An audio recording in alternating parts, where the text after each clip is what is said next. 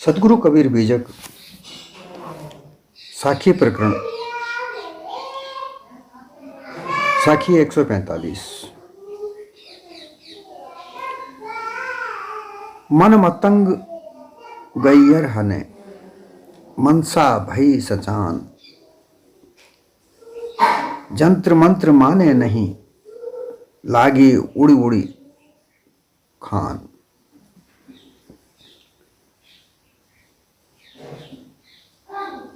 ये जो माया की बात अभी तक चल रही थी, ये जो माया है,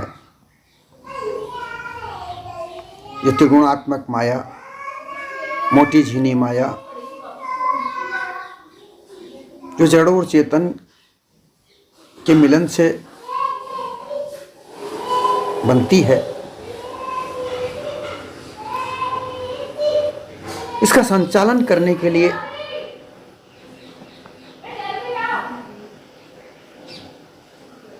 मन प्रमुख माध्यम है।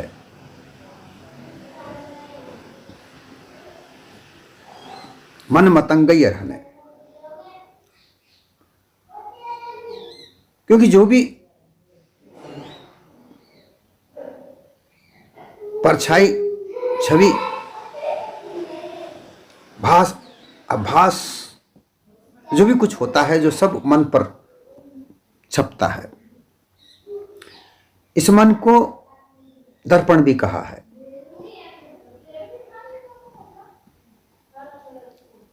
जो भी घटित होता है, जो भी व्यवहार होता है, चाहे वो सत्य हो या असत्य हो, उस सब मन पर अंकित होता है, प्रदर्शित होता है और उसी का भास बनता है।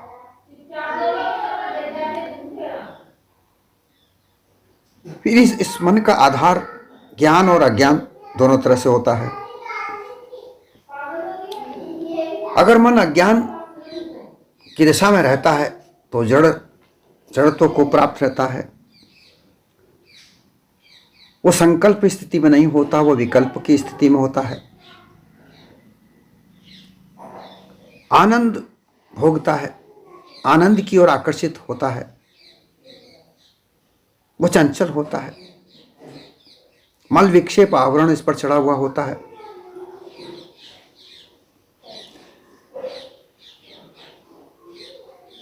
मल मिथ्या के भास से होता है। हर कदम पर झूठ बोलकर अपना व्यवहार चलाया जाता है। वही मिथ्या का मल बनता है। विक्षेप चित्त की 5 अवस्थाओं में से एक अवस्था है क्षिप्त विक्षिप्त। उस क्षिप्त अवस्था में जड़ता से रहता है, क्योंकि अज्ञानता है, तो यह विक्षेप है। और फिर आवरण, जो भी दिखता है, महसूस होता है, मन को भास होता है, वही मन को अंकित होता है, प्रदर्शित होता है। उसी के आधार पर यह मन अपना मनन करता रहता है। उस मनन को बुद्धि प्राप्त करती है, फिर बुद्धि उसी आधार पर निर्णय करती है। परंतु ज्ञान दशा में मन, जब ज्ञान हो जाता है, ज्ञान प्राप्त करने की इच्छा इसमें जागृत हो जाती है, तब ये संकल्प की स्थिति में हो जाता है, एक जगह टिक जाता है और फिर वैसा ही उसको संगत के अनुसार वैसी ही छवियां, वैसे ही आभास उसको प्राप्त होने लगते हैं। फिर बुद्धि को वही आभास भास पहुंचते हैं। यहां जो इस साखी में जो कहा है कि मन मतंग, यहां मन मतंग है, अर्थात मतंग हाथी को कहा जाता है। मतंग हाथी है।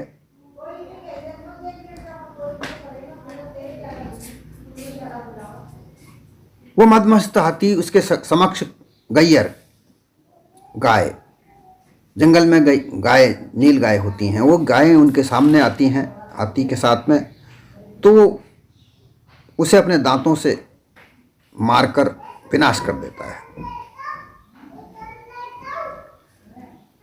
और मनसा भई संचान, संचान का मतलब है कि जो मन के साथ में मनसा, मनसायर मनसा लहरी, जो लहरें हैं ये मनसा इसका संचालन करती है। मन माध्यम है परंतु इसका संचालन जो है वो मनसा करती है। मनसा भाई संचान, ये संचालन करती है। इसके द्वारा मन संचालित होता है।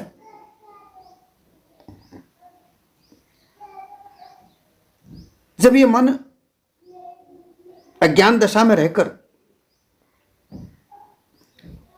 मतंग के समान, बाज पक्षी के समान, क्योंकि बाज पक्षी भी यही स्थिति होती है, वो भी मतंग हाथी की तरह होता है, वह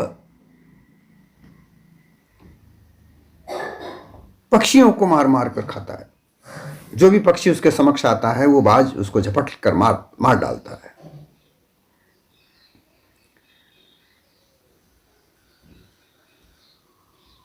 ये किसी की बात को नहीं मानता।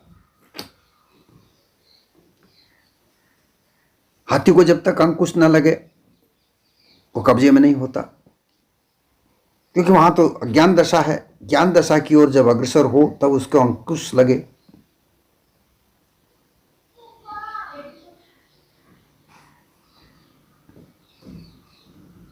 इसलिए ये साखी बता रही है, सदगुरु कबीर इस मन की स्थिति को बता रहे हैं कि मन जब अज्ञान दशा में होता है यह किसी की बात को नहीं मानता, यह ज्ञानता की दशा में रहता है। ये इसकी जो इच्छा होती है, जो क्योंकि इन इच्छा के द्वारा, मनसा के द्वारा, वही इच्छा मनसा सुरति यही होती हैं और इन्हीं के द्वारा ये मन संचालित होता रहता है। वो उस सुरति की, मनसा की, इच्छा की बात को मानता है। जहां भी मनसा जाए ये मन उसी की बात को मानता है और किसी भी बात को वो नहीं मानता।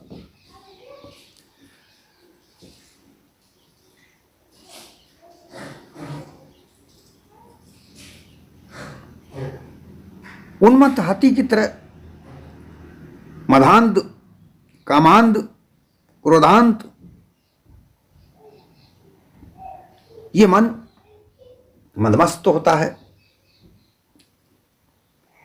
मद के मस्ती में होता है, काम की मस्ती में मस्त होता है, क्रोध की मस्ती, अगर कुछ उसका कार्य नहीं होता है तो क्रोध भी करता है। लोभ लालच तो साथ रहते ही हैं। अब यहां गैयर जो होता है,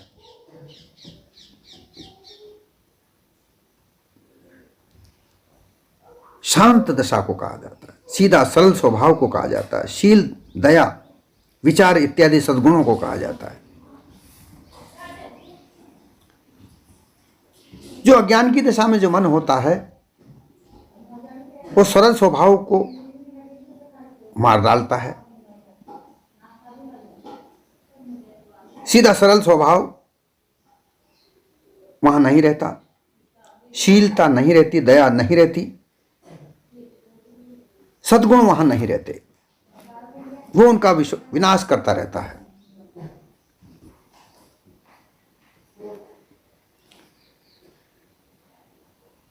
अज्ञान की दशा खानी और वाणी जाल का भेद नहीं जानती।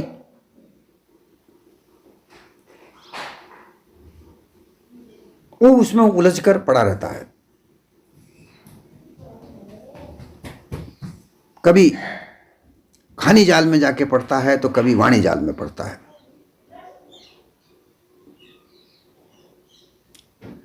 खानी जाल से तात्पर्य है कि वो पशुआ कर्मों में लिप्त रहता है।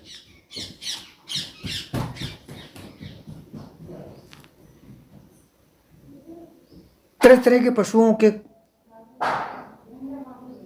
रूप स्वरूप हैं परंतु इनमें 6 कर्म मानव में और पशु में समान कहे जाते हैं।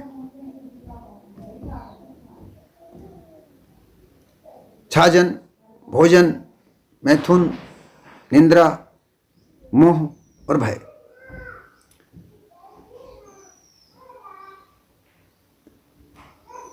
पशुआ कर्म ये कहे जाते हैं क्योंकि पशु इनको बगैर सुधारे जैसे हैं वैसे ही वो करता है, उनमें सुधार नहीं कर सकता। ठीक वैसी ही स्थिति इस मन की होती है जब वो अज्ञान दशा में होता है। छाजन वह संगत वैसे ही लोगों की करता है जैसा उसे अच्छा लगता है, वह अज्ञानियों की ही संगत में रहता है। ज्ञान का उसे अता पता नहीं होता है कि ज्ञान भी कोई वस्तु है, ज्ञान उत्पन्न ही नहीं होता है। ज्ञान के साथ मति होती है, वह मति उस अज्ञान के कार्य में ही लगी रहती है और मन को उसमें लिप्त रखती है। भोजन, जैसा भोजन, क्योंकि अज्ञान दशा है, वो खाद्य अखाद्य का विचार किए बगैर खाता है। मैथुन, पशु कर्मों में कोई परिवार नहीं होता, माता पिता कुछ नहीं होता। जिस मां से जन्म लेता है उसी मां से बच्चा पैदा करता है। फिर निंद्रा, आराम करने के लिए उसके पास कोई ठिकाना नहीं होता, जहां विश्राम मिल जाए, जहां जगह मिल जाए वो वहीं पर विश्राम कर लेता है। मोह, वो मोह एक दूसरे से लगाए रखता है अपने बच्चों से, जो बच्चे पैदा होते हैं, जो बड़े नहीं हो जाते। जैसे चिड़िया जब तक पंख नहीं आते, चिड़िया दाना ला ला कर उनके मुख में देती है। इसी तरीके से अन्य पशु भी, पक्षी भी, जब तक उनके बच्चे बड़े नहीं होते, चलने फिरने लायक नहीं होते, वो उनको खाना दाना ला कर दिया करते हैं। ये मोह है। फिर भय, भयभीत रहते हैं। तो ये खाने जाल है, इसमें अज्ञान की दशा में ये मानव भी उलझा हुआ है। इन 6 कर्मों को वो सुधार नहीं सकता और उन पशुओं की तरह ही अपना जीवन यापन करता है। जो मानव तन सबसे उत्तम कहा जाता है, परंतु वह उस खानी जाल में उलझा हुआ अपने इस तन को बर्बाद कर देता है।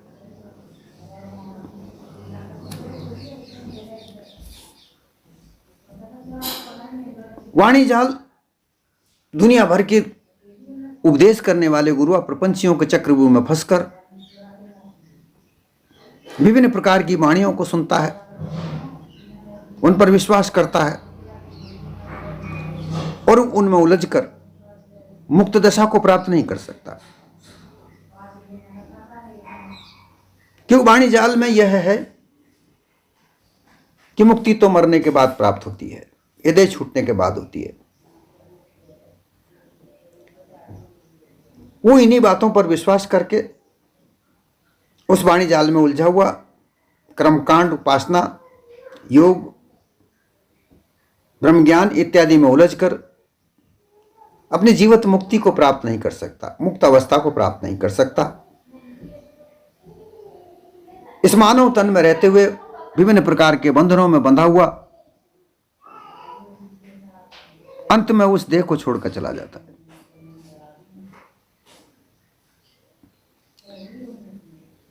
यहां वो किसी की बात को नहीं मानता, क्योंकि वो जो मनसा है वो सभी अज्ञान के द्वारा बनाई हुई इस मायावी सृष्टि में लगी हुई होती है। ज्ञान की सृष्टि भी है, परंतु उसको उसका पता नहीं होता। ये उस मन को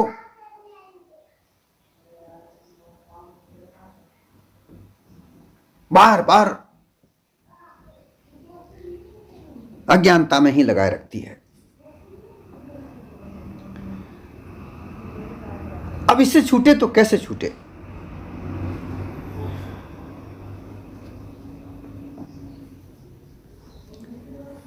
क्योंकि संचालन ही मति कर रही है और मति अज्ञान में उलझी हुई है। मनसा संचालन कर रही है, तो मन के ऊपर जो भी कुछ भास हो रहा है, जो भी कुछ वो देख रहा है, वो समझ रहा है, वो महसूस कर रहा है, उसका भास उसे जो प्राप्त हो रहा है वो अज्ञान के आधार पर ही हो रहा है, ज्ञान वहां है ही नहीं। ऐसी दशा में जंत्र मंत्र माने नहीं।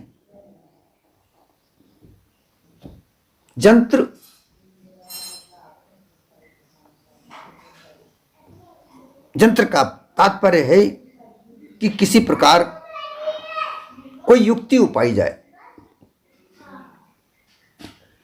ज्ञान प्राप्त करने की जो युक्तियां हैं, जो सत्संग है, वो उसको मानता ही नहीं है, वो तो कुसंग में लगा हुआ है। मंत्र गुरु के द्वारा बताए गए सार शब्दों को मानता ही नहीं, जानता ही नहीं, क्योंकि वो सत्संग ही नहीं करता, उस युक्ति को अपनाता ही नहीं है, तो सार शब्द सुने कैसे?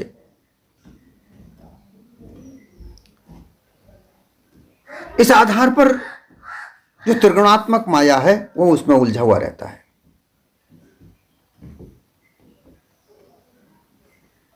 उसमें उलझा हुआ रहकर वो उन्हीं मिथ्या मानिंदियों में फंसकर, उलझकर अपने आप को अल्पज्ञ समझता हुआ, क्योंकि जो भी कुछ भास देता है ये मन ही देता है। मन ही कहता है कि मैं अल्पज्ञ हूं, मैं कुछ नहीं कर सकता, कोई ईश्वर है वो मेरा पालन करता है, कोई ब्रह्म है वो इस जगत की रचना करता है और ये जगत भी ब्रह्म है।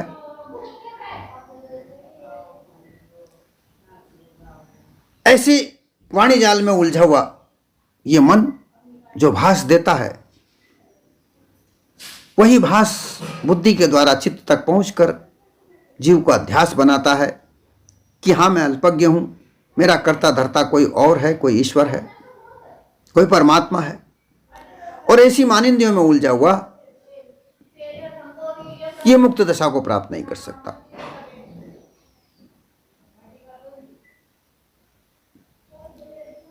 ये तो लागी उड़ी उड़ी खान, जिस प्रकार से हाथी जो मदमस्त हाथी है वो मदमस्त होकर जो भी उसके समक्ष आता है वो उसको मार डालता है।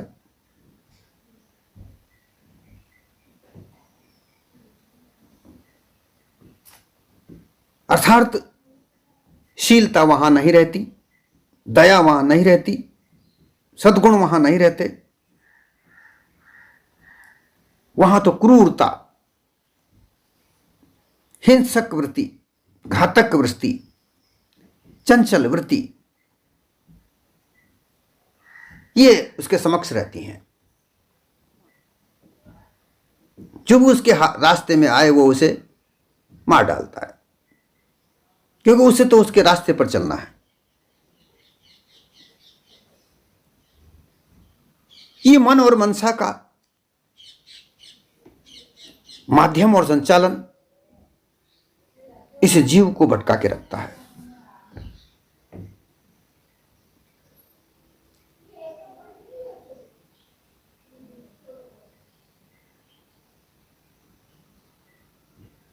ऐसी स्थिति में ये मन को कब्जे में किया जाए तो कैसे किया जाए? इसी प्रकार से बाज की भी यही दशा होती है। उड़ उड़कर वो पक्षियों को जो उससे छोटे पक्षी होते हैं, उनको उड़ उड़ कर वो मार कर खा जाता है।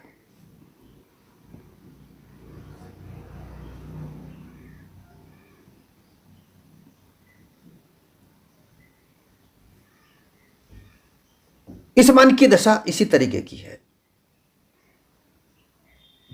अब इस मन को रोका जाए, बस में किया जाए, तो कैसे किया जाए?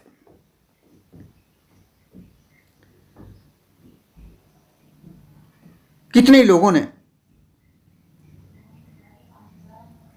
वैदिक मतानुसार अनेक प्रकार के तंत्र मंत्र बना रखे हैं, अर्थात यहां भक्ति, योग, ज्ञान, ये तंत्र बताए हैं, ये यंत्र हैं, जंत्र तंत्र। इनमें इस मन को लगाकर रोका जाए।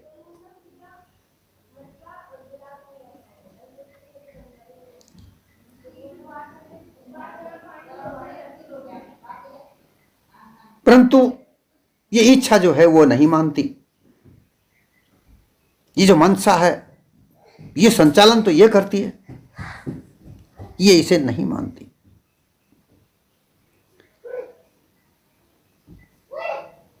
भक्ति, योग और ज्ञान की जो युक्तियां हैं वो इन पर ठहरती ही नहीं है।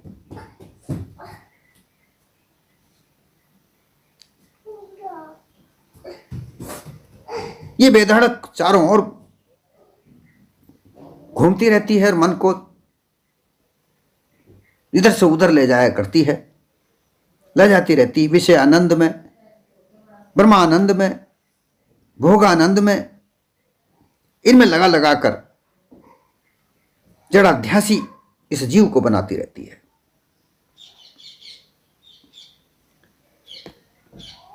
अब इसकी युक्ति हो तो कैसे?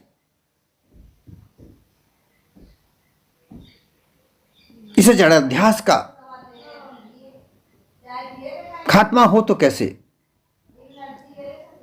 यह हाथी रूपी मन की मदान्धता समाप्त हो तो कैसे?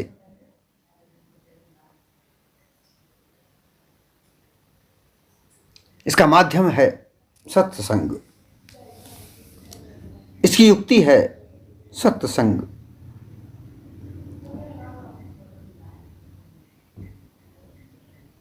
बिना सत्संग के ज्ञान का मार्ग मिल ही नहीं सकता।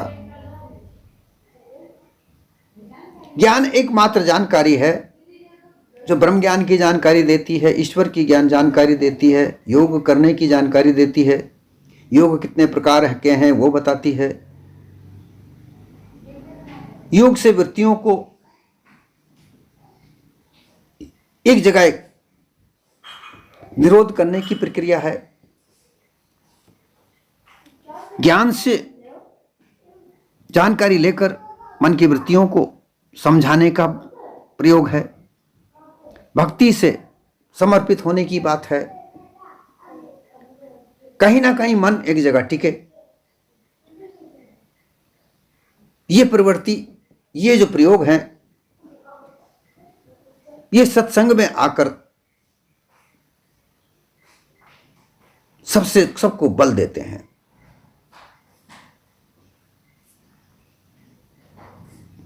दो चीज होती हैं, एक तो कथा और एक सत्संग।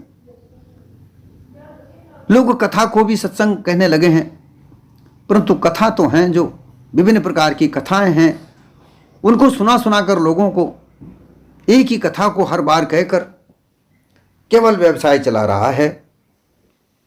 कथावाचक के व्यवसाय चल रहे हैं। कथा सुनने से किसी प्रकार का मन चंचलता दूर नहीं होती। वो थोड़ी देर कथा सुनते हैं, फिर मन की चंचलता, वही मनसा, कथा सुनते सुनते भी उनकी जो मनसा है वो इधर उधर जाती आती रहती है, वो रुकती नहीं है। सत्संग एक ऐसी युक्ति है जहां पर शुद्ध गुरु जो शब्द सुनाते हैं वो मन के प्रति ही सुनाते हैं, मन के मन विक्षेप आवरण को दूर करने के लिए ही सुनाते हैं। सर्वप्रथम मल को दूर करने के लिए उपदेश करते हैं कि तुम सच का बोलबाला करो, सच बोलो, मिथ्या का त्याग कर दो। यही सत्संग है। जो सत्य है उसका संग करो, मिथ्या का त्याग करो, सदैव सच बोलो। इससे विभिन्न प्रकार का जो पाप है वो दूर होगा और उससे मल दूर हो जाएंगे। विक्षेप जो चंचलता है, जो मनसा इधर उधर भागती है, और सद्गुरु के बताए हुए ध्यान प्रयोग से मन स्थित होता है। और मन जब ज्ञान सुनता है तो अज्ञान का नाश होता है, यह आवरण हट जाता है।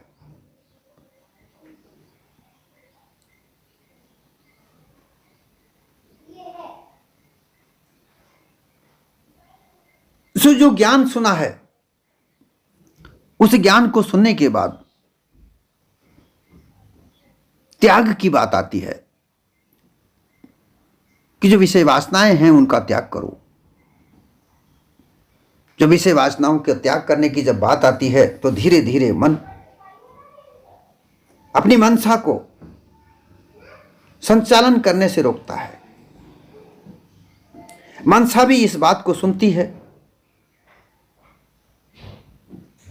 वो अपने मन के साथ रहती है,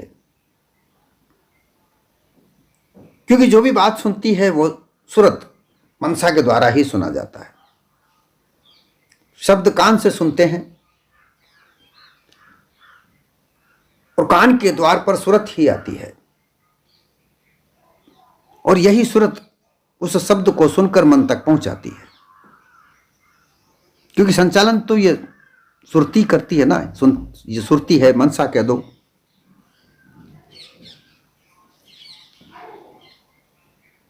ये जो सुरती है मनसा जब कान के द्वार से शब्दों को सुनती है, मन तक वो बात पहुंचती है, फिर मन उनको धारण करता है और वही धारणा बुद्धि तक पहुंचती है, और बुद्धि उस पर निर्णायक स्थिति को पहुंचकर चित्त तक पहुंचाती है। जब ज्ञान दृष्टि में, जब सत्संग में जब ये मन लगता है तो यहां वैराग की बात आती है। जिस दिन वैराग उत्पन्न हो जाए, संसार भर के सुखों से लेकर वैकुंठ स्वर्ग आदि के सुखों का भी अगर कोई सुख है तो उनसे परित्याग करना ही, जब ये इच्छा जागृत हो जाए कि संसार भर के सुख, स्वर्ग लोक तक के सुखों को मुझे नहीं चाहिए, ऐसी स्थिति जब प्राप्त हो जाए, इस स्थिति को ही वैराग कहते हैं। जब वैराग उत्पन्न होता है, मन की चंचलता दूर होती है, जो ज्ञान उसने सुना है उस ज्ञान पर वह ध्यान देता है, और फिर विवेक जागृत होता है। विवेक उस ज्ञान में से सार निकालता है। जब तक विवेक नहीं होता है उस ज्ञान से सार नहीं निकलता।